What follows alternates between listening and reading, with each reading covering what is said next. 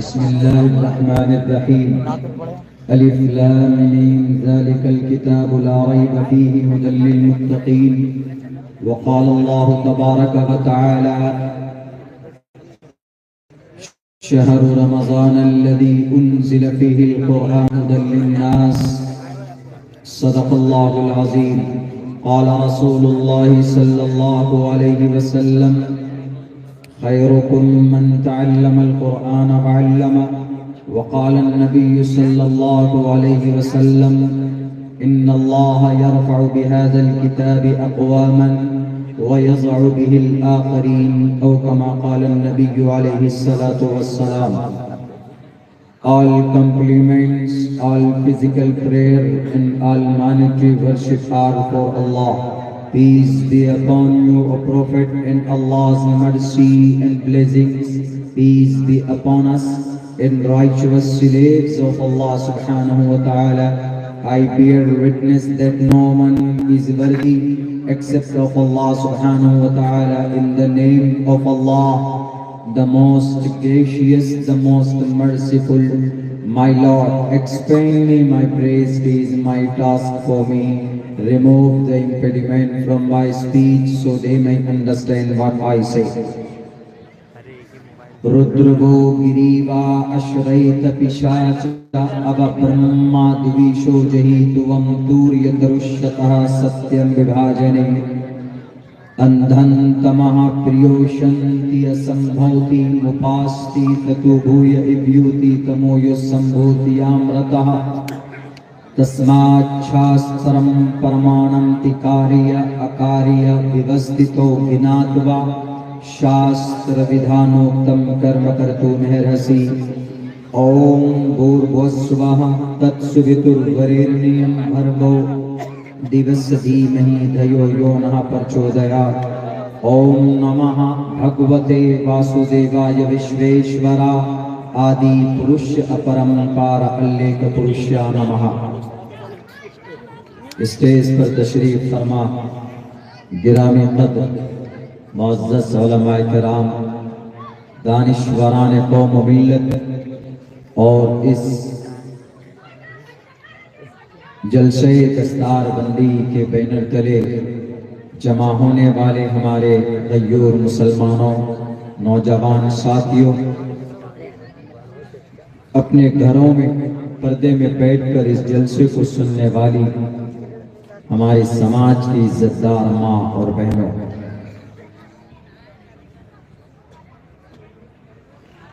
शुक्रगुजार सबसे पहले अराकीन जलसा का, हाफिज अब्दुल कदीर साहब का, उनकी पूरी टीम का कि नाचीज को अपने इस जलसे दस्तार बंदी में शिरकत का मौका दिया। और वहीं पर मैं बहुत बहुत शुक्रगुजार मौलाना मकबूल साहब का, जिनकी पूरी मेहनत रही, हमारे इस सफ़र की पूरी तरतीब उन्होंने दी है और अल्हम्दुलिल्लाह कल से लेकर आज तक वो साथ में हैं।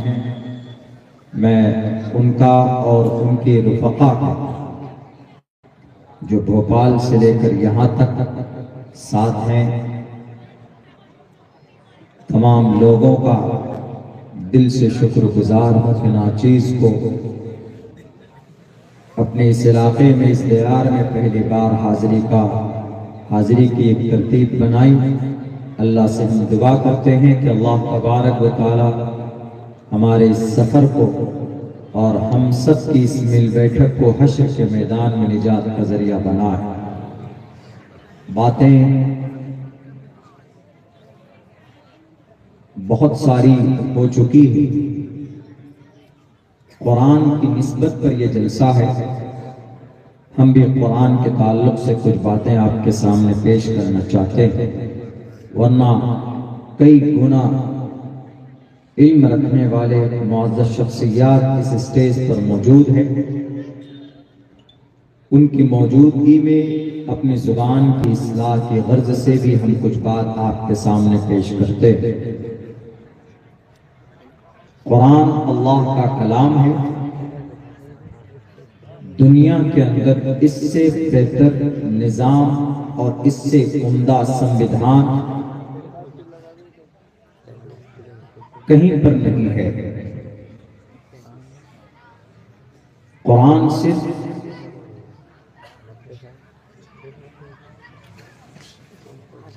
یاد کرنے کے لیے نہیں ہے، قرآن ایک سنویدھان ہے، ایک سسٹم ہے، انتم سنویدھان ہے، فائنل ججمنٹ آف اللہ سبحانہ وتعالی، اللہ کا فرمان ہے۔ دنیا میں یہ ایک واحد کتاب ہے جس کو پڑھنے پڑھانے کے لیے سنستھا پاٹھشالے قائم کیا جاتا ہے، جنہیں ہم مدرسہ اور مکتب بولتے ہیں۔ ورنہ دنیا میں اور بھی مذاہب ہیں جو اپنے مذہب کے بہت راگ الاپتے ہیں کہ ہمارا مذہب، ہمارا دھرم، ہمارا دھرم، مگر وہ اپنے دھرم کو جاننے کی اتنی محنت، اتنا جتن نہیں کرتے جتنی محنت اور جتنی کوشش قرآن کریم کو جاننے سمجھنے کے لیے کی جاتی ہے۔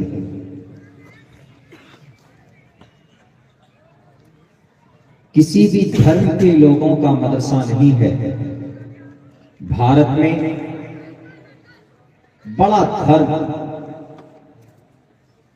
سناتن دھرم ہے، کہیں پر ان کا پاٹھشالے نہیں دیکھیں گے کہ یہ ان کا پاٹھشالے ہے جہاں پر رگ وید، یجروید، ساموید، اتھرو وید پڑھایا جاتا، ایسا نہیں۔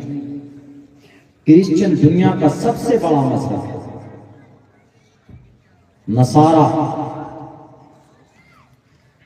ان کے بائبل کو پڑھنے پڑھانے کا کوئی ادارہ نہیں ہے۔ دنیا کے اندر سب سے مضبوط قوم، طاقتور قوم دنیاوی اعتبار سے یہودی ہے۔ 1.5 کروڑ کی تعداد ہے ان انٹائر ورلڈ۔ دنیا کے ہر شعبے میں، ترقی کے ہر راستے پر ان کا قبضہ ہے۔ اس کے باوجود بھی وہ اپنے عہد قدیم کو پڑھنے پڑھانے کے لیے ان کا کوئی تعلیمی ادارہ نہیں ہے، مذہبی کتاب کو پڑھنے پڑھانے کا۔ بھارت کے اندر سکھ دھرم 650 سال پہلے یہ دھرم وجود میں آیا ہے۔ گرو نانک نے اس کو جنم دیا۔ اس کے بھی تعلیم و تعلم کا، درس و تدریس کا کوئی نظام نہیں ہے۔ 2650 سال پہلے گوتم بدھ سدھارتھ نے گوتم بدھ بودھ دھرم کی بنیاد ڈالی۔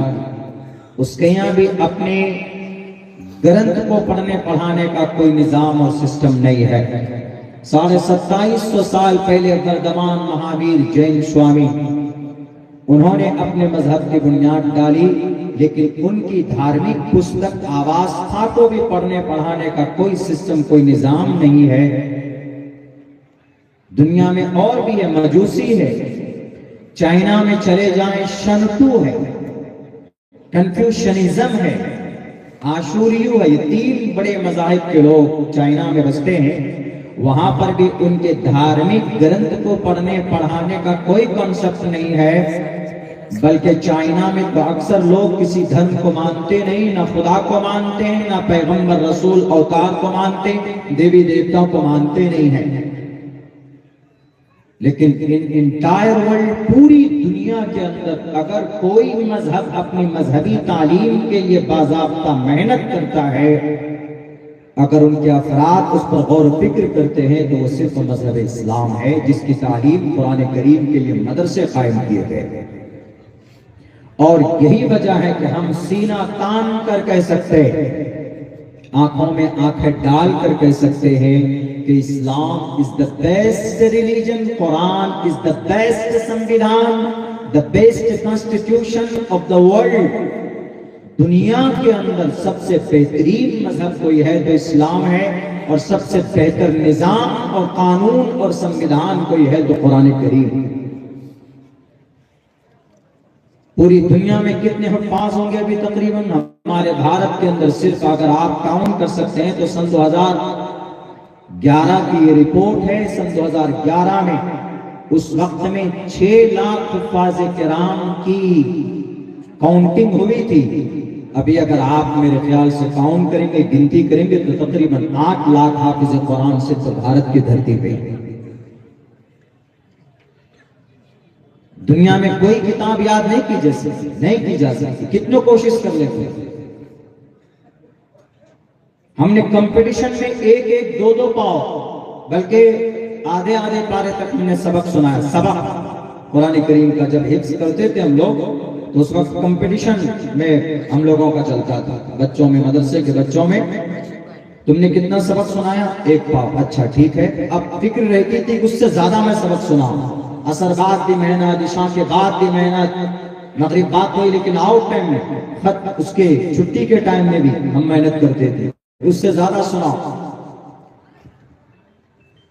We used to remember by heart the Quran cream very easily۔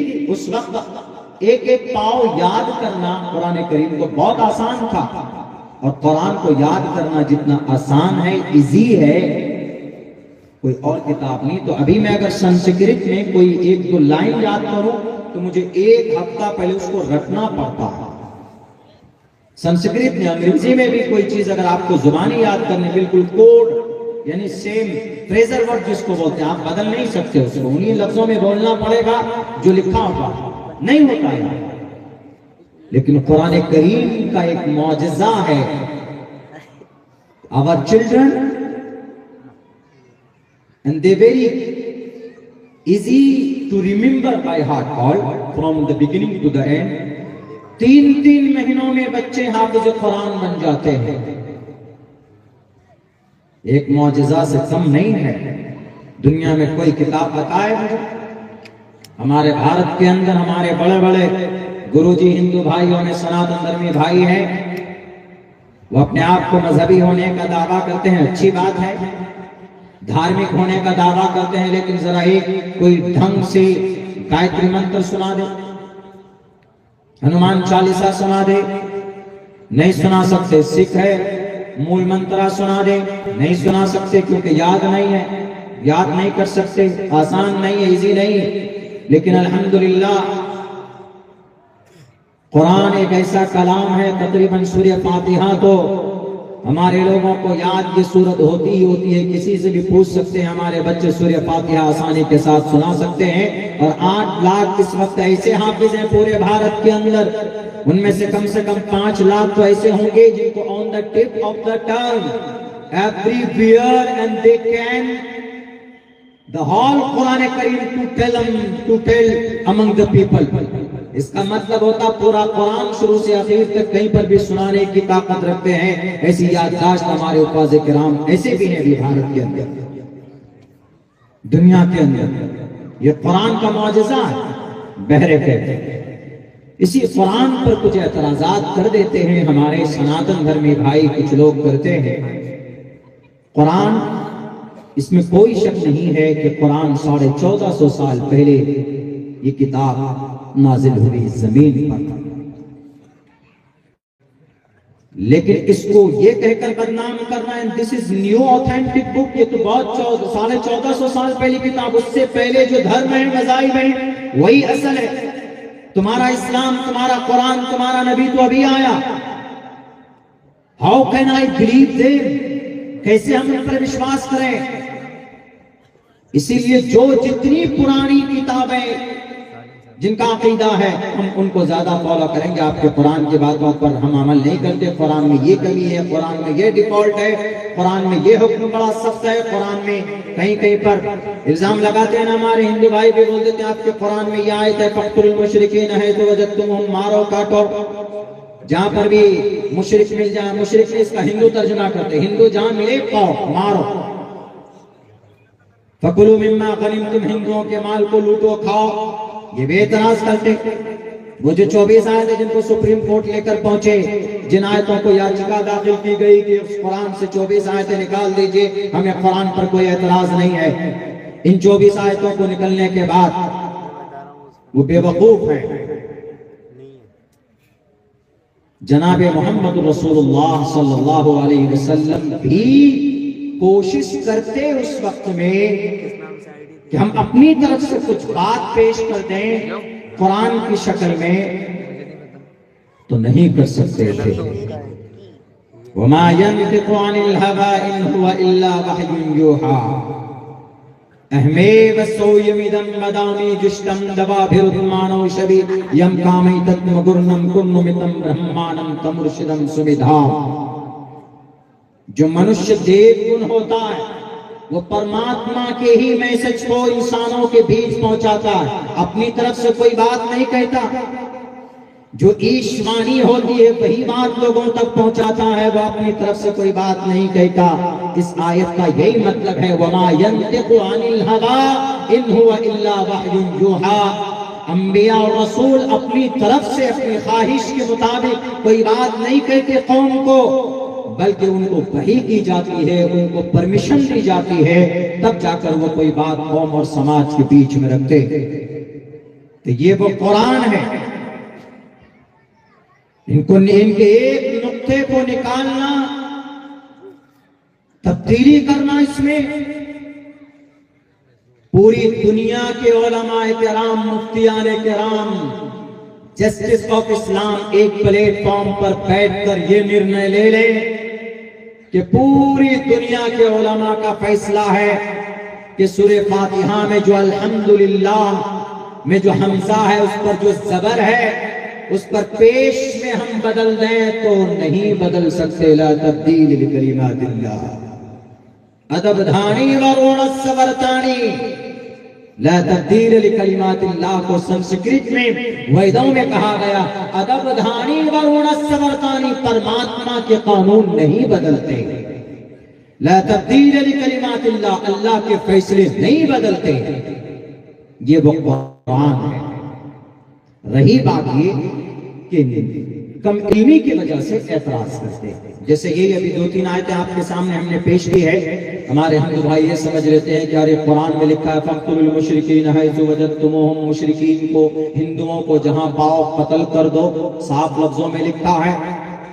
اسی لیے قرآن سے ان کی عداوت بڑھ جاتی ہے، بلکہ جلسوں میں کچھ سیاسی لوگ تو اپنے اپنے سیاسی پروگرام میں بھی بھڑکاتے ہیں، اس طرح کی آیتیں لوگوں کے سامنے میں رکھ کر، اور نفرتیں پنپنے لگتی، نفرت بڑھ جاتی کہ نہیں ہم نے تو سنا ہے فلاں گرو جی کو، فلاں لیڈر صاحب کو بولتے ہوئے، ہم نے تو ٹی وی کے اندر میں فلاں اینکر کو بولتے ہوئے سنا ہے۔ انہوں نے یہی ترجمہ کیا ہے، اس کا یہی مطلب بتایا ہے کہ قرآن میں دیکھو ہندوؤں کو مارنے کے، قتل کرنے کی بات کہی گئی، تو اسی لیے اس قرآن کا وروධ ہونا چاہیے، اور قرآن جہاں پڑھایا جائے جس مدرسے میں اس کا بھی وروධ ہونا چاہیے۔ اسی لیے ہم کرتے ہیں، ان لوگوں کا کہنا ہے، لیکن یہ غلط ہے۔ قرآن کا یہ مطلب نہیں ہے، بلکہ اس آیت کو سمجھنا ہے۔ اسی لیے میں نے اس کے اوپر ریسرچ کیا ہوگا، ہم نے منتر کے وہی منتر پڑھے، وہ شلوک پڑھے جن کے ذریعے سے جن آیتوں پر اعتراض کیا جاتا ہے۔ حضرت مولانا قاسم نانوتوی رحمت اللہ علیہ اور سراج الہند شاہ عبدالعزیز محدث دہلوی رحمت اللہ علیہ، یہ اکابرین، ان کا عقیدہ کہ جو رگ وید ہے، یجروید ہے، سام وید ہے، اتھرو وید ہے، ان ویدوں میں جو وحدانیت کی بات کہی گئی ہے، جو رسالت کی بات کہی گئی ہے، ممکن ہے کہ پہلے زمانے میں جن علاقے میں سنسکرت زبان کا چلن تھا، جس قوم کی یہ زبان تھی، تو اللہ نے اس قوم کی زبان میں نبی کو بھیجا، وَمَا أَرْسَلْنَا مِن رَّسُولٍ إِلَّا بِلِسَانِ قَوْمِهِ، تو اس نبی کا زبان، اس کی زبان بھی سنسکرت ہوگی، اور سنسکرت میں ہی انہوں نے وحدانیت کا پیغام دیا ہوگا، اور انہوں نے کہا ہوگا کہ کم برہم دتیو ناستے نینا ناستے کچن کا مطلب لا الہ الا اللہ۔ اگر ان کو اپنے قوم کو سمجھانا ہوگا کہ اللہ ایک ہے، تو وہ یہ نہیں کہے گا کہ لا الہ الا اللہ، اس لیے کہ عربی زبان میں قوم کی زبان سنسکرت ہے، تو سنسکرت زبان میں ان کو سمجھانا پڑے گا، اور سنسکرت زبان میں ایک اللہ کی وحدانیت، ایکم برہم دتیو ناستے، یہی کہہ کر ہوگا، لا الہ الا اللہ کے ذریعے پورا نہیں ہوگا۔ تو ان اکابرین نے یہ لکھا ہے، کہا ہے کہ ہو سکتا ہے کہ وہ نبی جن کی زبان سنسکرت تھی تو سنسکرت قوم کی زبان میں انہوں نے وحدانیت کا پیغام دیا ہو، اور وہی سینہ مسینہ چلا آیا ہو۔ 4000 سال پہلے اس کو وید ویاس جی نے کتاب کی شکل دے دی گئی۔ ممکن ہے کہ ہمارے پرانے نبی اور رسول کا وحدانیت کا پیغام ہے جو ان کے شاستروں کے اندر آج موجود ہے۔ یہ ظاہر کیا انہوں نے، یہ بات انہوں نے یہ امید جتائی ایسا ہو سکتا، یقیناً یہ بات نہیں کہی ہے۔ اس لیے بہت اچھی باتیں آج بھی ویدات کے اندر پائی جاتی، اس کو لوگوں کے سامنے لانے کی ضرورت ہے۔ جیسے یہ قرآن کے تعلق سے قرآن کریم کے بارے میں آیت سامنے لا کر پیش کر دیا، اعتراض کرنا شروع کر دیا کہ نہیں، اس قرآن میں تو مارو کاٹو لوٹو اور کھاؤ، فَكُلُوا مِمَّا غَنِمْتُمْ کھاؤ لوٹ کر، یہی ترجمہ کرتے، حالانکہ یہ ترجمہ کہیں سے کہیں تک جائز نہیں۔ فَكُلُوا مِمَّا غَنِمْتُمْ، اس کا مطلب یہ ہے کھاؤ وہ مال وہ دولت جو تم کو میدان کارزار میں غنیمت میں ملا ہے۔ یعنی غنیمت میں مال غنیمت اس کو بولتے ہیں کہ پہلے زمانے میں 2 بادشاہوں میں لڑائی ہوتی تھی، ان میں سے ایک ہار جاتا تھا تو جیتنے والا بادشاہ ہارنے والے بادشاہ کا ٹوٹل اس کے سارے دولت اور سارے مال اور سارے سامان کا ساز و سامان کا مالک اور حقدار بنتا تھا۔ تو ان مالوں کے لیے لڑائی ہوتی تھی، کبھی کبھی صحابہ کرام میں بھی کبھی کبھی آگے پیچھے معاملہ ہوتا تھا، اختلاف ہوا 1-2 معاملے میں، تو اللہ تبارک و تعالیٰ نے نبی پاک علیہ الصلوۃ والسلام کو وحی کے ذریعے سے یہ پابند کیا کہ یہ بانٹ کر کے کھاؤ، برابر سرابر ہونا چاہیے، کمی بیشی نہیں ہونی چاہیے۔ فَكُلُوا کھاؤ ان مالوں کو جو میدان کارزار کے اندر جو تم نے جیتے۔ بتاؤ ذرا کس ڈکشنری میں ہے مما غنیمتم کا ترجمہ یہ کہ لوٹ کر کھاؤ؟ آج جہالت کی وجہ سے اپنی سیاسی روٹیاں سینکنے کے لیے تم اپنے من کی بات کرتے ہو، کبھی پرماتما تم کو چھوڑے گا نہیں، اس لیے کہ پرماتما نے یجروید میں کہا ہے، صاف لفظوں میں کہا ہے، تُوَمْ تُوْرِيَتَرُشَّتَهَا سَتْيَمْ وِبْھَاجَنِ، شترو کو مارو اور شترو کے بچے ہوئے سامان کو ستیم وبھاجنی، ایمانداری کے ساتھ بانٹ کر کھاؤ۔ یہ جروید کا منتر ہے، سیم وہی پیغام ہے جو قرآن میں فَكُلُوا مِمَّا غَنِمْتُمْ، کھاؤ بانٹ کر، غنیمت کے مال کو کھا سکتے ہو، نو پرابلم۔ وہیں پر بھی تم تور یہ شترو کو مارو، مارنے کے بعد شترو مر جائے تو اس کے بچے ہوئے سامان کو کیا کرو گے؟ تم تور یہ ترشتا ستیم وبھاجن، اسی سے وبھاجن ہے نا، وبھاجن ہو گیا، بانٹ دیا، ستیم وبھاجنی، سچ سچ ایمانداری سے وبھاجن کرو، بانٹو ایمانداری سے۔ کتنی اچھی بات کہی۔ قرآن کی اس آیت پر اگر اعتراض ہے تو یہ جروید کے اس منتر کے بارے میں کیا خیال ہے؟ میں ان لوگوں سے کہنا چاہتا ہوں جن لوگوں کا اعتراض ہے قرآن کریم کی آیت پر، ورنہ قرآن کریم وما ربک بظلام للعبید، اپنے بندے پر رب کبھی ظلم نہیں کرتا۔ اور بھی ہے آگے دیکھیں، ردرو گریوا اشریت پشاچ او برہما دوی شوجہی، اب برہما دوی شو، جو آدمی برہما کو نہ مانے، پرماتما کے سنویدھان کو نہ مانے، دوی شو جہی، اس کا گردن اڑا دو۔ یہ جروید میں گردن اڑا دو۔ اگر قرآن میں یہ آرڈر ہوتا کہ اگر کوئی اللہ کو نہ مانے، یعنی اللہ کی بات کو نہ مانے، اس کا گردن اڑا دو، تبھی فوراً قرآن کریم کے اوپر لے کر بیٹھ جاتے۔ میڈیا میں سب سے پہلے سارے جتنے بھی بے زمین میڈیا والے ہیں یہ قرآن کریم کو لے کر آتے ہیں کہ دیکھیں قرآن کریم میں کہا کہ جو اللہ کو نہ مانے اس کی گردن مار دو۔ دیکھیں قرآن میں لکھا ہوا، ہم آج تک والے، اے بی پی والے، این ڈی ٹی وی والے، فنا جتنے بھی ہیں، ہم نہیں مانتے ہیں اللہ کو تو ہماری گردن مار دو۔ یہ فوراً پنچایتی لے کر بیٹھ کے قرآن کریم پر اعتراض در اعتراض کہیں پروٹیسٹ کرنے نہ لگ جاتے کہ قرآن میں یہ آیت ہے جس کا بالکل غلط مطلب ہے۔ لیکن یہ جروید میں ہے، یہ جروید میں ہے، آبا برہما کو جو نہ مانے تو وم توریت رش، اب برہما دویش ہو جہی، دویش مطلب دشمن، نفرت کرنے والا، دویش نہ ماننے والا، جو پرماتما کو نہ ماننے اس کو مار دو۔ یہاں لیکن مارنے کا مطلب نہیں کریں گے، یہاں پر پنڈت کیول آنند جوشی نے کہا ہے کہ اس کا مطلب یہ ہے کہ جو آدمی پرماتما کو نہیں مانتا ہے تو وہ پرماتما کا سچا نہیں ہے، وہ پرماتما کا آستک نہیں ہے، ناستک ہے، اس سے نفرت کرو۔ یہ پرماتما کو کیوں نہیں مانتا؟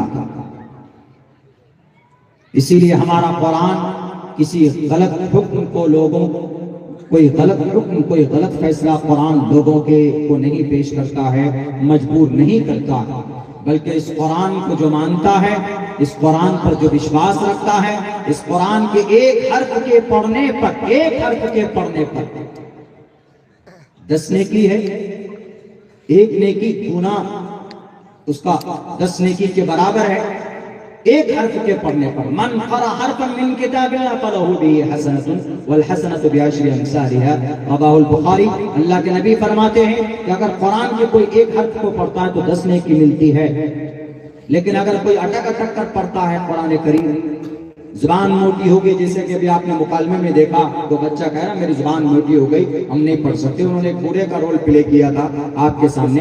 آپ میں سے بھی بہت سے لوگ ایسے ہوں گے جن کی زبان موٹی ہو گئی، نہیں پڑھ سکتے۔ He is not able to recite the whole Quran, even a single word، ایک ورڈ بھی نہیں پڑھ سکتے وہ قرآن کریم کے، لیکن کوشش کرتا۔ He tried to his level best، وہ کوشش کرتا۔ الحمدللہ للہ رب العالمین، ایسے کر کے اٹک کر پڑھتا ہے وہ قرآن کریم، اٹک کر پڑھتا ہے۔ مستند روایت میں ہے یہ بات کہ اللہ تبارک و تعالیٰ اتنے خوش ہوتے ہیں تو وہاں اس کو ایک حرف پر 10 نیکی نہیں، ایک حرف پر 20 نیکی عطا فرماتا ہے۔ یہ ہے قرآن۔ من قرأ حرفا من کتاب اللہ فلہ بہ حسنۃ۔ ترمذی کی حدیث میں ہے، بھلے یہ حدیث کی تھوڑی ضعیف ہے لیکن فضیلت بیان کر سکتے ہیں۔ اللہ کے نبی علیہ السلام فرماتے ہیں، حضرت علی کی روایت ہے کہ حافظ قرآن جہنمی جن پر جہنم واجب ہو چکی ہے، ان جہنمیوں کو جہنم سے اٹھا کر جنت میں لے کر جائے گا۔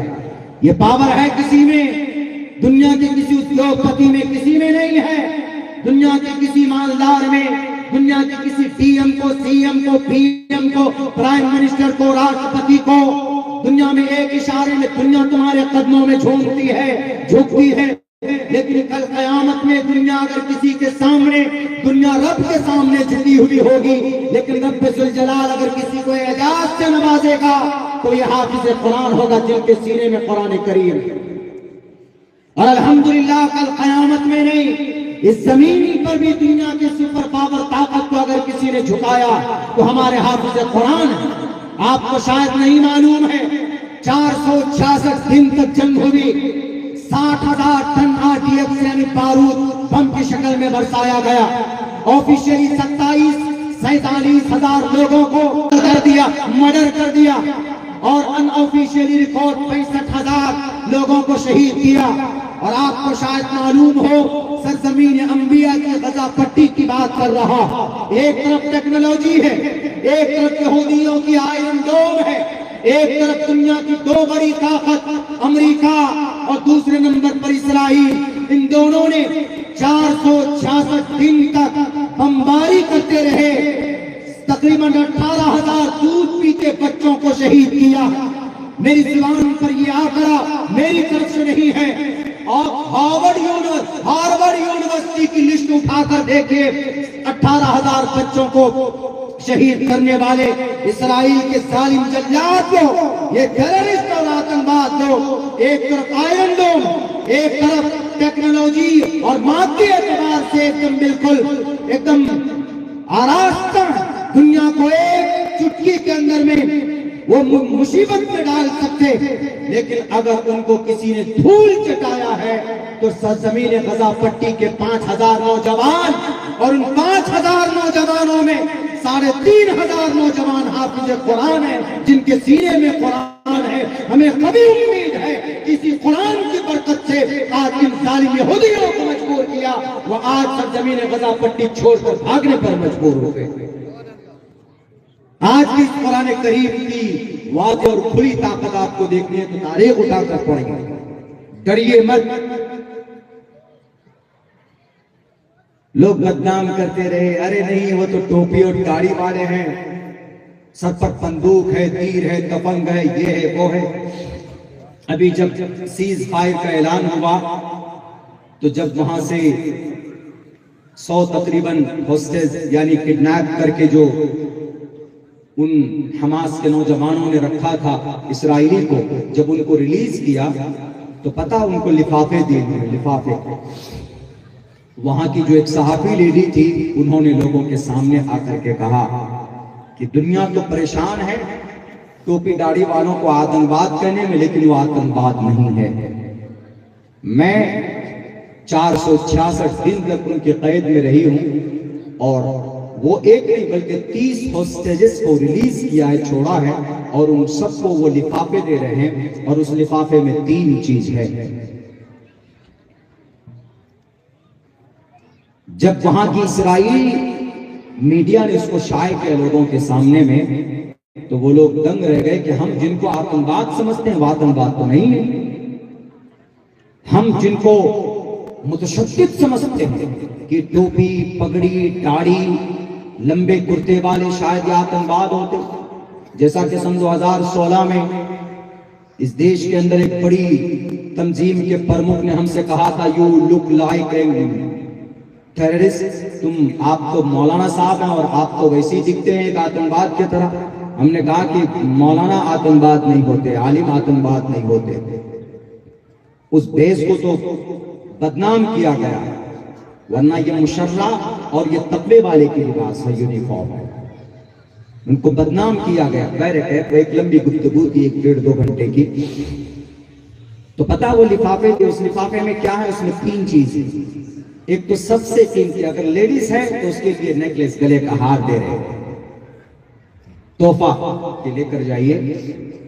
اور دوسری چیز، شروع سے لے کر جس دن سے کڈنیپ ہو اس دن سے لے کر آخر تک ان کا فوٹو ہے پورا کلک کر کے بھیجنا ہے کہ آپ کو کوئی کمی تو نہیں آئی، کہیں کسی جگہ پر چہرے پر یا بدن کے کسی حصے پر کوئی زخم یا چوٹ کے کوئی نشان تو نہیں، ان کی شخص، ان کی فوٹو لیے گئے، کہاں پر رہ رہے، کیا کھلا رہے، ساری چیزیں۔ یہ 2 چیز، ایک مہر حماس کے نوجوانوں نے اپنی تنظیم کی مہر ڈالی کہ یہ لیجیے، یہ ہمارا شانتی کا پیغام ہے کہ ہماری تنظیم آتنکواد نہیں ہے، کیونکہ ہم قرآن سے محبت کرنے والے، نبی کی سنت کے مطابق زندگی گزارنے والے ہیں۔ جب وہ لیڈیز کی اس کی شکل دیکھ کر ان کے ماں باپ نے ان سے پوچھا کہ تم اتنی ہیلدی کیسے ہو گئی؟ انہوں نے کہا کہ ہمیں اتنا اچھا کھانا کھلایا انہوں نے، یہ پورے 400 دن تک، 466 دن تک، ہم نے آج تک اپنی زندگی میں اتنا عمدہ کھانا نہیں کھایا، لیکن انہوں نے ہمیں عمدہ کھانا کھلایا۔ قرآن کے ماننے والے کبھی آتنکواد نہیں ہو سکتے، اس لیے قرآن پر اعتراض کرنے سے پہلے، پڑھنے سمجھنے سے پہلے، ٹپنی کرنے سے پہلے اس کو پڑھا جائے۔ میرے ہندو بھائیو، اسی لیے تو کہا ہے نا شریمد بھگوت گیتا کے اندر شری کرشن جی نے تسمات چاشترم پرماننتے کاریا اکاریا ویوستھتو گناتوا شاستر ویدانوکتم کرم کرتو میرسی۔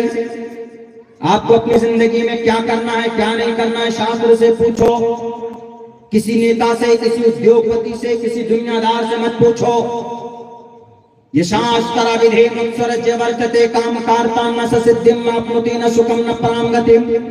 جو انسان اپنے شاستر کے حساب سے ایشور کو نہیں مانتا ہے، وہ انسان دنیا میں سکھ نہیں پائے گا، مرنے کے بعد نہ پرامگتم، پرم پد کو تو پا ہی نہیں سکتا۔ بڑا بننا ہے، مہان بننا ہے تو جان پراپت کرو۔ بہونام جنگنامنتے جان مان مام پرپدیتے واسودیوا سرومتی سمہاتما سدرلبھا ادارا سرو ایویتے جانی تاتمیو میمتم آستھتا سیوکتاتما مامیوا متمان گتی۔ مہان بننا ہے تو جان پراپت کرو، اور جس انسان کے اندر جانی ہے، جو انسان جانی ہے، اس کا ریسپیکٹ کرو، اس کو سمان دو، اس کو عزت دو، کیونکہ جان، نالج وہ ایشور کی صفت ہے، اور کسی ویکتی میں نالج آ جائے تو گویا ایشور کی صفت آ گئی، اور کسی کے اندر ایشور کی صفت آ گئی تو گویا وہ ایشور ہو گیا۔ تو ایشور کی اس کی بے عزتی مت کرو، یہ میں نہیں کہہ رہا، یہ شریمد بھگوت گیتا کا منتر اور شلوک۔ اور ہمارے علماء کرام جتنے بھی مدرسے سے جڑے ہوئے ہوں، کہ مکتب سے یا مسجد سے جڑے ہوئے ہو، اللہ تبارک و تعالیٰ کی شریعت کا جان یہ رکھتے ہیں حافظ قرآن ہے تو پورے سینے میں 3,22,000 قرآن کریم کے الفاظ ہیں. عالم دین ہے تو احادیث ہے، مسائل ہے. مفتی صاحب ہیں تو ایک ایک فتویٰ آپ کو دینا جانتے ہیں، اصول فتویٰ سے واقف ہے. قاضی ہیں تو جسٹس آف اسلام ہیں، ان کا سمان کیا جائے، ان کو عزت دی جائے. یہ صرف مسلمانوں کے لیے نہیں ہے، میرے ہندوستان کے ہندو بھائیوں، آپ کے لیے بھی ہے. آپ لوگ سمان دیتے ہیں مانتا، لیکن آپ وہیں پر ٹوپی اور داڑھی والوں کو کہتے ہو کہ یہ مدرسہ والا ہے، مدرسے کے اندر میں قرآن کیوں پڑھایا جائے گا؟ قرآن کریم تو آتنکواد کی تعلیم دیتا ہے، قرآن کریم کے اندر تو عقیدے کی بات ہوتی ہے. قرآن کریم پڑھ کر آدمی سخت بنتا، آدمی کٹر بنتا. ذرا بتاؤ کہاں پر کٹرتا قرآن کریم کے اندر ہے؟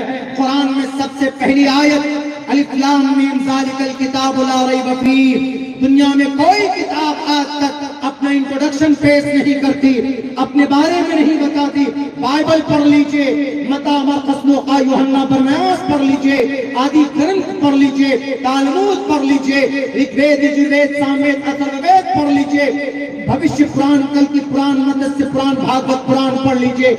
کوئی بھی کتاب اپنا اسٹیٹس پیش نہیں کرتی، لیکن قرآن دنیا کی وہ واحد کتاب ہے کہ سب سے پہلے شروع میں سورہ فاتحہ کے بعد سورہ بقرہ کے اندر جو پہلی آیت ہے الف لام میم ذالک الکتاب لا ریب فیہ، پڑھنے والے کو یہ کتاب یہ بتاتی ہے کہ تم جو پورے پڑھو گے اس کے اندر کوئی شک نہیں ہے، اس کے اندر شک کی کوئی گنجائش نہیں ہے. یہ کتاب ایسی ہے کہ اس کے اندر مکمل طور پر کلینلیس ہے، پیور ہے، رب کی وحدانیت کو پیش کرتی ہے کتاب. قل هو اللہ احد اللہ الصمد لم یلد ولم یولد ولم یکن له کفوا احد. کہ اللہ ایک ہے، ایک ہی اللہ کی عبادت ہونی چاہیے. اللہ تبارک و تعالیٰ کی ہستی کو، ان کے اوصاف و کمالات کو اس سورہ اخلاص کے اندر قرآن کریم پیش کرتا. قرآن کیا کہتا ہے؟ اللہ ایک ہے. قل هو اللہ احد. یہ چیز ویدوں میں بھی ہے. ایکم برہم دتیو ناستے نینا ناستے کنچن. ایک ہی پرماتما ہے، ایکو دیوا سرو بھوتیشو گوڑا. دیو ایک ہے، پرماتما ایک ہے. تسیتے بھکتیوان شیشیاما. پرماتما ہم تیری ہی بھکتی کرتے ہیں. ایاک نعبد و ایاک نستعین. اے اللہ ہم تیری ہی ہم عبادت کرتے، تیری ہی عبادت کرتے ہیں. وہ ایاک نستعین، اور تجھی سے مدد طلب کرتے. کتنی سملرٹی، کتنا اچھا پیغام. لیکن کون پیش کرے؟ وہی جن کو نالج ہی نہیں ہوتا، گرنتھ کے بارے میں کچھ جانتے نہیں. ایک دو میسیجز وہی جس کے اوپر میں ایک کنٹروورسی پیدا کی جا سکتی ہے اس کو اٹھا لیتے ہیں. اس کے بعد میڈیا میں آ کر کے وہ چلا لیتے ہیں کہ ہاں بس تاکہ جھگڑا کھڑا کر دیا جائے.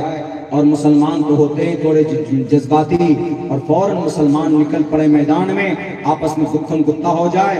ہمارے بھارت کے اندر پرسکون ماحول خونی ماحول میں بدل جائے. کچھ لوگ یہی چاہتے ہیں، لیکن ایسا نہیں کرنا. مسلمانوں آپ کو بھی نہیں کرنا ہے، ہندو بھائیوں آپ کو بھی نہیں کرنا.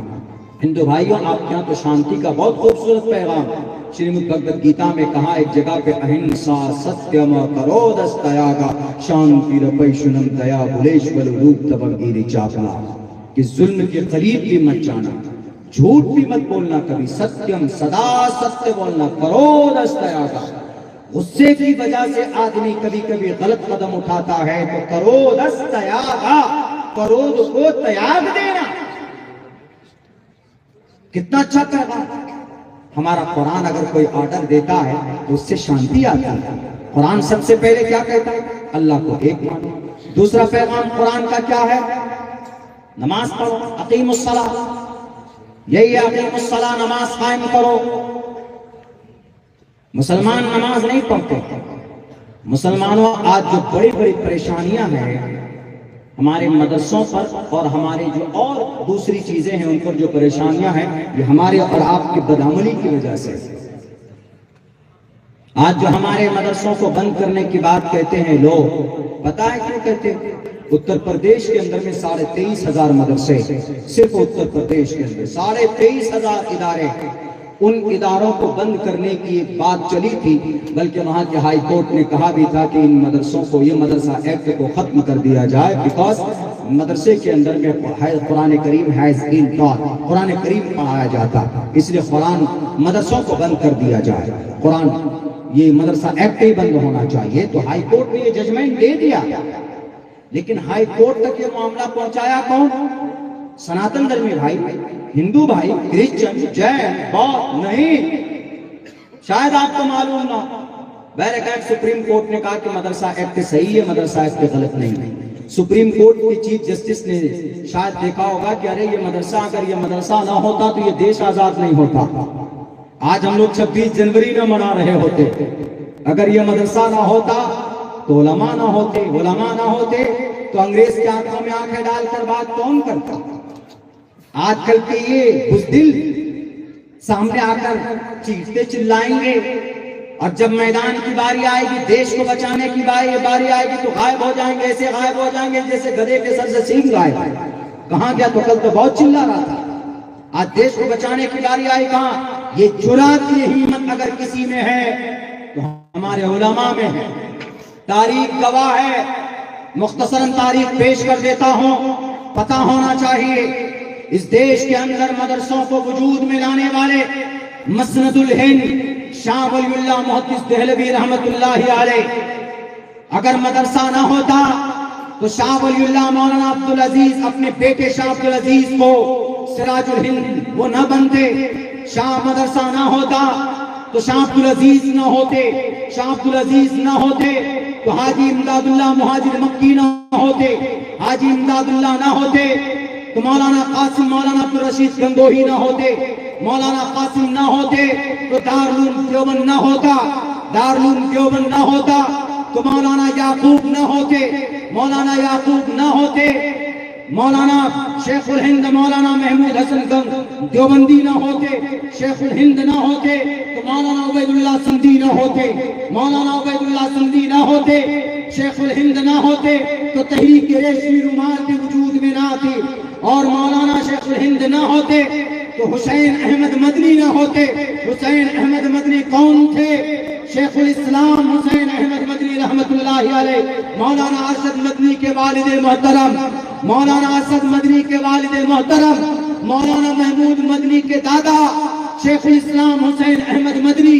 اگر مدارس نہ ہوتے تو علماء نہ ہوتے، حسین احمد مدنی نہ ہوتے تو انگریز کی آنکھوں میں آنکھیں ڈال کر، انگریز کے جج کے سامنے کھڑے ہو کر یہ بات کہنے والا کہ حسین احمد مدنی اپنے ارادے کو، اپنے فتوے کو واپس لے لو، اپنے الفاظ کو واپس لے لو، ہم تم پر سزائے موت ٹال دیں گے۔ مولانا حسین احمد مدنی بولتے کہ انگریز موت سے ڈراتے، اس دیش سے محبت ہے، میرے سر پر کفن ہے، میں مر جاؤں گا دفن ہو جاؤں گا، لیکن کبھی بھی اپنے مسئلے سے، اپنے فیصلے سے ایک قدم پیچھے ہٹنے والا نہیں۔ اگر انگریز کی آنکھوں میں آنکھیں ڈال کر کوئی بات کرنے والا مجاہد تھا تو مدرسے کا پروڈکٹ حسین احمد مدنی تھا۔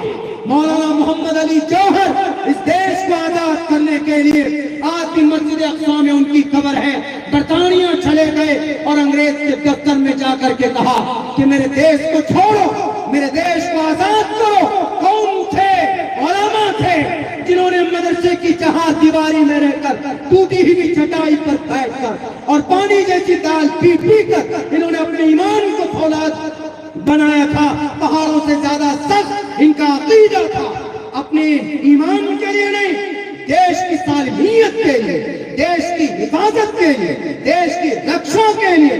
مولانا محمد علی جوہر کا انتقال ہو گیا، انہوں نے انگریز سے وعدہ کیا اگر دیش آزاد نہیں ہوگا تو میں واپس ہندوستان نہیں جاؤں گا۔ مولانا کا انتقال ہوتا، وصیت کے حساب سے مسجد اقصی میں ان کا کفن دفن کیا جاتا ہے۔ بتاؤ کون تھے اس دیش کو آزاد کرنے میں؟ اگر اس دیش کو آزاد کرنے میں سب سے بڑی مقدس جماعت اگر کوئی آگے تھی تو ہمارے ان مدرسوں سے نکلے ہوئے علماء کرام کی مقدس جماعت تھی۔ میرے بھائیوں، یہ مدرسوں کی تاریخ ہے۔ شاید اس تاریخ کو دیکھ کر جب چیف جسٹس صاحب نے کہا کہ مدرسہ it is not illegal, it is legal. کیوں؟ بڑی لمبی تاریخ ہے ان مدرسوں کی، لیکن یہ کیس پہنچا کیسے؟ بڑا افسوس ہوگا سن کر آپ کو 5 لوگ ہیں کیس کرنے والے، یاچکا داخل کرنے والے ہائی کورٹ میں۔ ان 5 میں سے علماء کرام، آپ کو سن کر بڑی حیرت ہوگی، ان 5 میں سے 4 آدمی مسلمان ہیں۔ ان میں سے ایک محتمم صاحب تھے، نام نہیں لوں گا میں کسی کا، کوئی سناتن دھرمی بھائی کو زیادہ وہ نہیں ہے، ٹھیک ہے قرآن پر اعتراض ہے تو لفظ پر اعتراض کر دیں گے، اذان پر تو اس پر اعتراض کر دیں گے، لیکن جب ان کو صحیح سے سمجھائیں گے تو سمجھ جاتے ہیں۔ وہ اعتراض ان کی طرف سے نہیں ہوتا، کچھ پیچھے لیڈروں کی طرف سے ہوتا، ورنہ ہندوستان بہت خوبصورت ملک ہے، ہندو مسلمان آج بھی 70-80% بہت سی جگہ پر مل جل کر رہتے ہیں۔ میرے خود اسکول کے اندر میں 2 ٹیچر 6-8 سال سے پڑھا رہے ہیں، ہم کو کوئی اعتراض نہیں، ان کو کوئی اعتراض نہیں، ہندو ٹیچر مل کر رہتے پڑھاتے، کوئی اعتراض نہیں، بیرکیٹ۔ تو 5 لوگ ہیں یاچکا داخل کرنے والے، ایک محتمم صاحب، 23,500 مدرسے، 17.5 لاکھ بچے پڑھتے ہیں ان میں، بتائیے۔ اسی لیے اس امت کو اگر کسی نے نقصان پہنچایا ہے تو ہم اور آپ نے پہنچایا ہے۔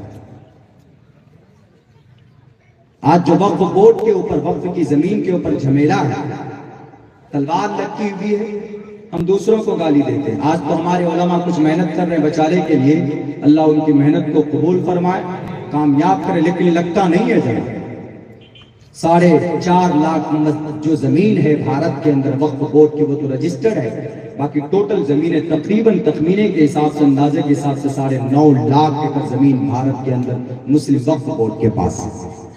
لیکن یہ مشکل کیوں آئی پتہ ہے آپ کو؟ ہمارے اور آپ ہی انہی وقف بورڈ کے جو چیئرمین بنے ہوئے تھے، انہی لوگوں کی غلط استعمال کی وجہ سے۔ بھوپال کے قریب میں صوبہ مہاراشٹر ہے، پڑھ لیجئے اٹھا کر کے، وہاں کی ہسٹری 1.25 لاکھ ایکڑ زمین ہے وہاں پر وقف بورڈ کی، لیکن ابھی صرف باقی اگر زمین ہے تو صرف 30,000 ایکڑ زمین باقی ہے، باقی ٹوٹل زمینیں وقف بورڈ کی مہاراشٹر میں 1990 سے لے کر سن 2002 تک ساری وقف بورڈ کی زمینیں بیچ دی، غیروں کے ہاتھ میں بیچ دی، بیچنے والا کون؟ وقف بورڈ کا چیئرمین۔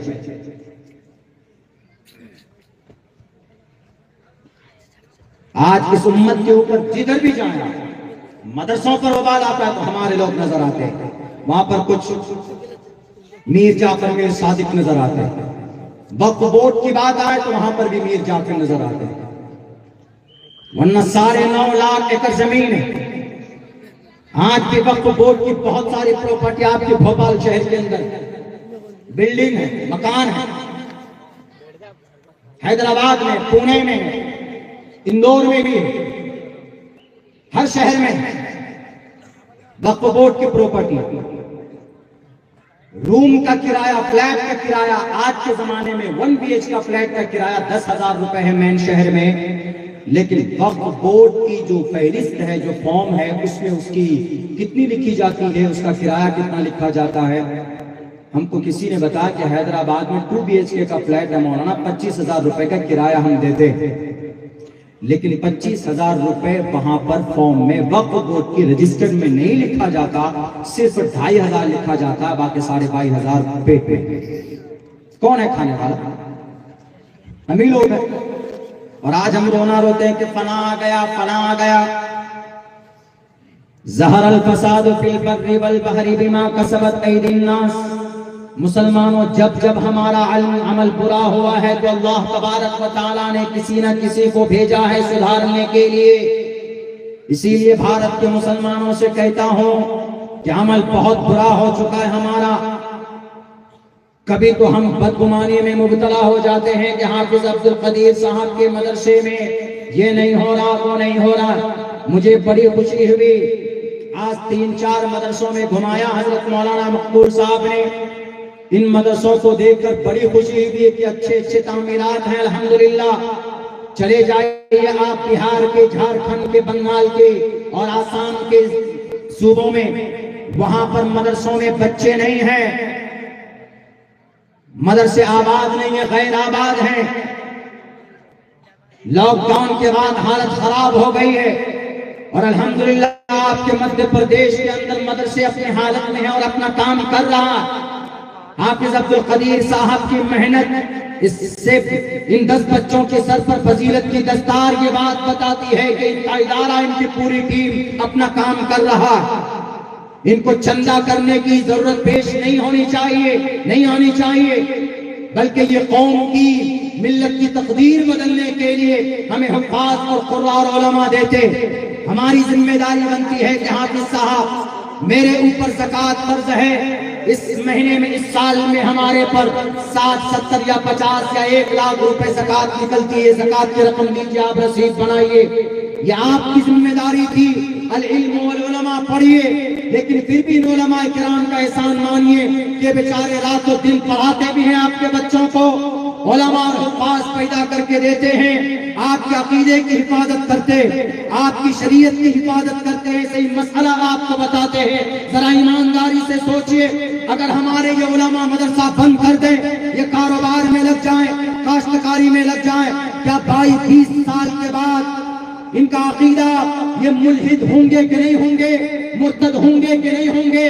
یہ آسان سے کوئی بھی آئے گا ختم اللہ حقیر، یہ شکیل بن حنیف جیسا مرود اور مردود، اور یوں کہے گا آ کر کہ میں نبی ہوں، میں مہدی ہوں، اور اپنے آپ کو مہدی ہونے کا دعویٰ کرے گا. اگر ہمارے علماء نہیں رہے، جیسے 33 کروڑ دیوی دیوتاؤں کو خدا ماننے والی قوم آج اسی دھرتی پر ہے، اس کی بڑی وجہ یہ ہے کہ ان کے شاستر کی تعلیم بند ہو گئی، ان کے شاستر کو کوئی پڑھانے والا نہیں ہوا، ان کے ایشور کی ایشوانی کو لوگوں تک بتانے والا نہیں ہوا. تو صدیوں سے یہ سسٹم چلا آ رہا ہے. تو یہی وجہ ہے کہ ان کا پرماتما سب سے بڑا کون ہے؟ برہما ہے کہ وشنو ہے کہ شیو ہے؟ کون ہے؟ یہ چیز ویدوں کے اندر موجود ہے، لیکن کوئی بتانے والا نہیں ہے. ایک سناتن دھرمی بھائی سے پوچھ لیجئے کہ ذرا بتاؤ کہ سب سے بڑا پرماتما کون ہے؟ وہ کہے گا برہما ہے. کہے گا برہما تو پیدا کرتا ہے. پالنے والا پرماتما کون ہے؟ وہ کہے گا کہ وشنو ہے. وشنو کہے گا کہ مارنے والا خدا کون ہے؟ کہے گا کہ شیو ہے. کہے گا کہ پانی برسانے والا کون ہے؟ کہے گا کہ اندرجیت ہے. کہے گا کہ آتما نکالنے والا کون ہے؟ وہ کہے گا کہ آتما نکالنے والی آج یمراج ہے. یم روپم بھینکرم، سب پرماتما کو الگ کر دے گا. لیکن اگر پڑھا لکھا ہوگا، اگر اس کی تعلیم ہوتی ایشوریہ گرنتھ کی روشنی میں، تو ایشوریہ گرنتھ کہتا ہے کہ پرماتما ایک ہے، ایکو دیوا سرو بھوتیشو گوڑا. جب یہ تعلیم بند ہوئی تو عقیدے کے اندر بھی تبدیلی آئی. مسلمانوں مدرسہ بند ہو جائے گا تو آپ نماز کے بارے میں بھی پتہ لگانا آپ کے لیے مشکل ہوگا کہ نماز 3 وقت کی فرض ہے کہ 5 وقت کی فرض ہے. اسی لیے اگر مدرسہ ہے تو آپ غنیمت جانیے، اگر مکتب ہے تو غنیمت جانیے. علماء آپ کی بستی میں ہے تو ان کو سر پر اٹھا کر رکھے. اس زمین پر انبیاء اور صحابہ کے بعد اگر سب سے مقدس جماعت اگر کوئی ہے تو وہ علماء کرام کی جماعت ہے. اگر وہ محنت کرتے ہیں تو ان کے کندھے سے کندھا ملا کر آگے چلیے. اگر ہماری یہ تنظیم مسلم وقف بورڈ کی پراپرٹی کا اگر 1990 سے لے کر آج تک صحیح استعمال کرتے ان پیسوں کا تو ہمارے مدرسوں کو بڑی آسانی کے ساتھ چلایا جا سکتا تھا. لیکن ہمارے مسلم وقف بورڈ کے پہلے لوگوں نے اس کو بیچا، جبکہ وقف کی پراپرٹی کو بیچنا جائز نہیں. مسجد وقف کی پراپرٹی، یہ مدرسہ وقف کی پراپرٹی. حافظ عبد القدیر صاحب اس پہ ترقی کا کام کر سکتے ہیں، لیکن مدرسے کی جو وقف کی پراپرٹی، اس کی زمین کے کسی حصے کو بیچ نہیں سکتے. مسجد کا متولی مسجد میں تعمیر و ترقی کا کام کر سکتا ہے مسجد کے لیے، لیکن اس کو بیچ نہیں سکتا.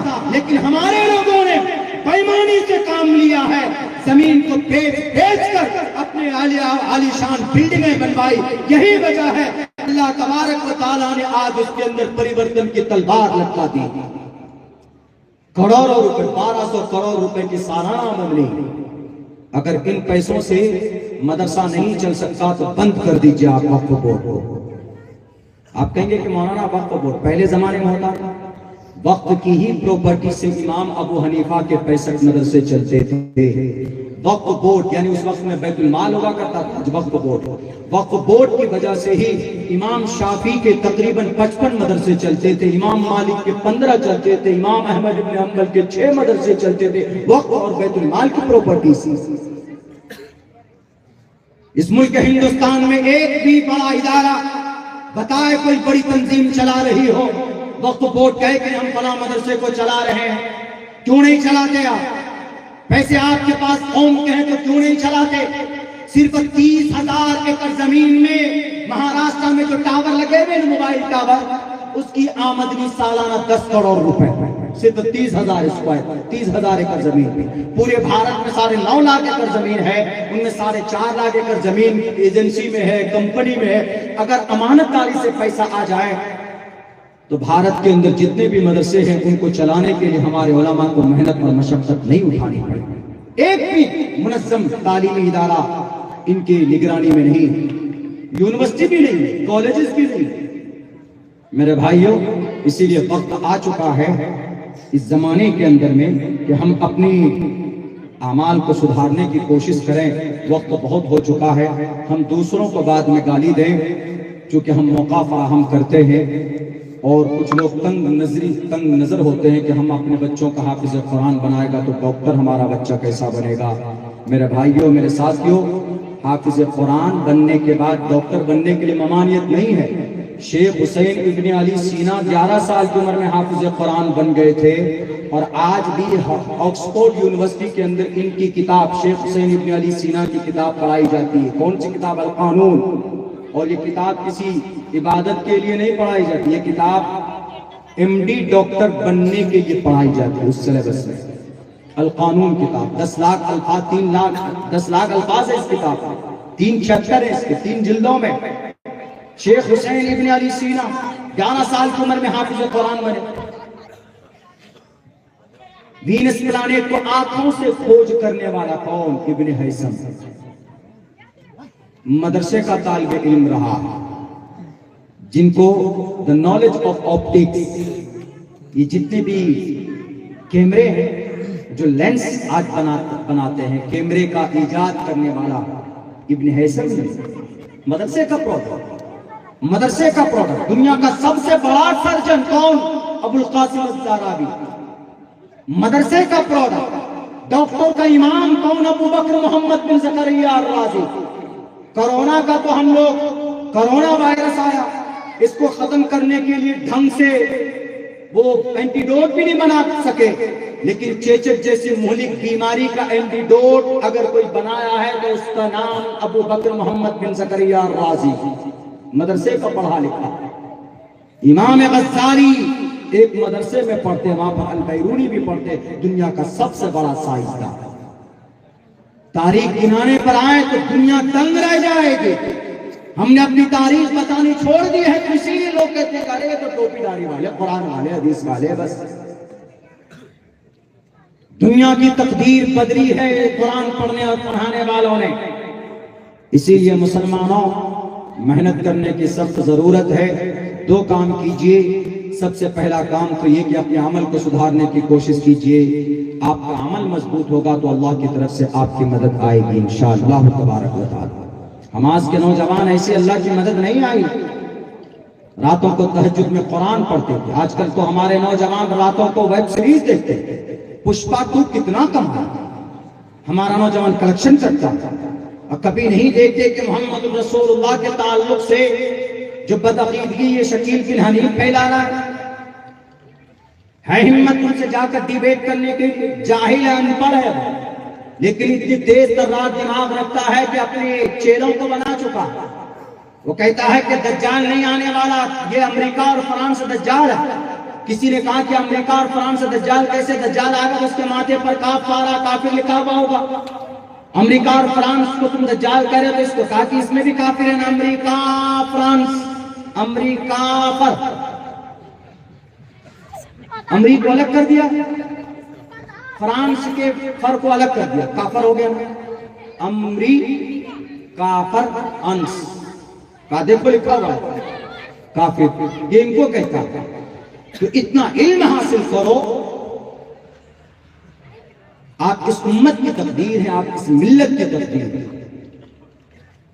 حافظ صاحب محنت کرتے ہیں، جہاں پر بھی تعلیمی ادارہ قائم ہوتا ہے خود سے، اب تک تو آپ کو حصہ لیے ہیں الحمدللہ، لیکن خود سے اب سے اور بڑھائیے کہ مولانا ہماری بستی میں 300 گھر ہے، ہم 200 روپے مہینہ میں جمع کریں گے تو کم سے کم 60,000 روپے آپ کے منتھلی جمع ہو سکتے ہیں۔ 200 روپے کچھ نہیں کرنا، صرف چکن مٹن کو اسٹاپ لگانا۔ ہمارے جو نوجوان پوریا کھا کے تھوک دیتے ہیں اس کو بند کر دینا ہے بس۔ آپ اس قوم کے سرمایہ ہے نوجوان، آپ ہی سے امید ہے۔ ہمارے سابق نوجوان کو چھوڑیے، وہ سرپرستی کے لیے رہ گئے۔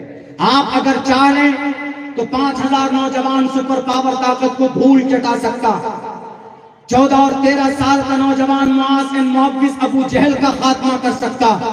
امام مالک 17 سال کی عمر میں مدینہ المنورہ کے جج بن سکتے۔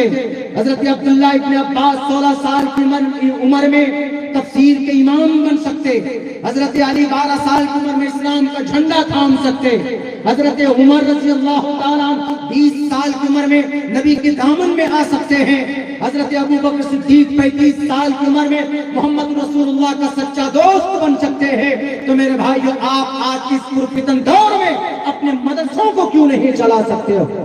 اپنی نماز سے کیوں نہیں پابند بن سکتے ہو؟ پابندی کے ساتھ نماز پڑھو، اور جہاں پر بھی تعلیمی ادارہ چلتا ہے مہینے میں جہاں تک ہو سکے کوشش کیجیے، انشاءاللہ تبارک و تعالی دیکھے گا کہ سماج کے اندر کتنی تبدیلی آتی ہے۔ اور میں مشورہ دینے کے طور پر کہوں گا، مدرسہ ہمارا پیور مدرسہ رہے، لیکن بقدر ضرورت کچھ ماڈرن تعلیم آپ جن میں داخل کیجیے، جیسے سائنس ہے، جیسے میتھ ہے، ہندی ہے۔ بقدر ضرورت میتھ قرآن سے الگ نہیں ہے، میتھ قرآن میں ہے۔ فَلْيَكْتُبْ بَيْنَكُمْ بِالْعَدْلِ، اس آیت سے میتھ کو نکالا گیا ہے۔ سائنس قرآن میں ہے، اس لیے کہ وَأَنزَلْنَا الْحَدِيدَ فِيهِ بَأْسٌ شَدِيدٌ، یہ لوہے کے بارے میں ہے، اور سائنس کا 75واں حصہ، 75% حصہ یہ لوہے سے تعلق رکھتا۔ وَيَخْلُقُ مَا لَا تَعْلَمُونَ، ماں سے مراد ہمارے علماء نے سائنس یعنی دنیا کے اندر نئی نئی ایجادات کو لیا ہے۔ اسی لیے سائنس اور EVS، میتھ، کیمسٹری، یہ سب قرآن و حدیث سے الگ نہیں ہے۔ علم کیمیا کو بدل کر کیمسٹری کر دیا گیا ہے، اور ذیابیطیز کو بدل کر ڈائبٹیز کر دیا گیا ہے۔ ان چیزوں کے تو ہمارے ہی لوگ امام ہوا کرتے تھے۔